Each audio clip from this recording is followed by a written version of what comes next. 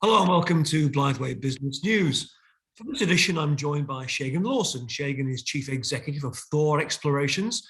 Thor is listed on the TSX in Canada, TSXV in Canada, and on the AIM market in London, on both markets with the ticker of THX.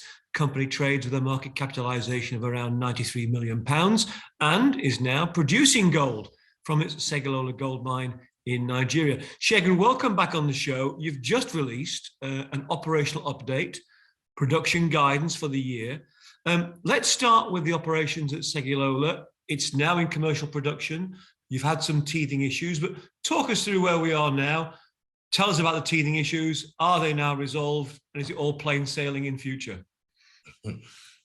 Hi, Tim. Happy New Year. And thanks for having me back on. We obviously announced commercial production in October last year. Soon after we announced it, unfortunately, we ran into a number of teething issues, which were of concern, but not, hugely material, because a lot of them were third-party issues, with the supply chain, our ability to export the gold, and having to make unplanned shutdowns of the plant for significant periods, which obviously affected our production guidance for Q4 last year.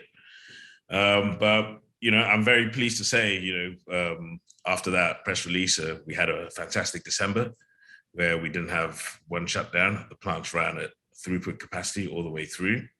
We're using a head grade just over 3 grams per ton. We produced on average just over 1,500 ounces per week. So just over 6,000 ounces for December, which was great. And it set us up very nicely going into this year, because obviously there's still a little bit of fine tuning to do, but now we're entering into the higher grade areas of the ore body, and we're using some higher grade stockpiled ore. We expect to increase our production. So initially up to about 2,000 ounces per week. That's a quarterly guidance of 22,000 ounces for the first quarter. And then, it's still early days, but to give a range for the year, 80 to 100,000 ounces. We're relatively confident of doing that. We've used conservative assumptions, recovery rate of 92%. The ore body, as per the DFS, has a recovery rate of 97%.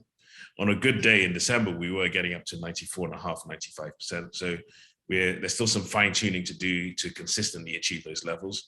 And we hope we can figure that out in the next 2 months or so. So just give me that headline figure again. As you look at 2022 for the year, what guidance are you looking at? So we're looking at a range between 80 and 100,000 ounces for the year. And that'll be the first full year of commercial production from Segilola.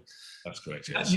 You've recently acquired some prospective ground at Segilola. So you've got the commercial production going on already, but you're not resting on your laurels. You're doing something else. You've got some new prospective ground. What's your plans for that?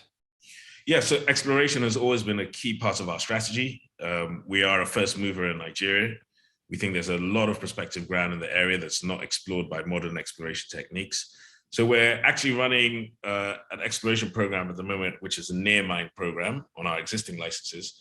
But the more we are on the ground and the more we do exploration, target generation from desktops or from driving around and scouting, the more very interesting bits of geology we see, whether it's following the alluvials, whether it's following the geophysics.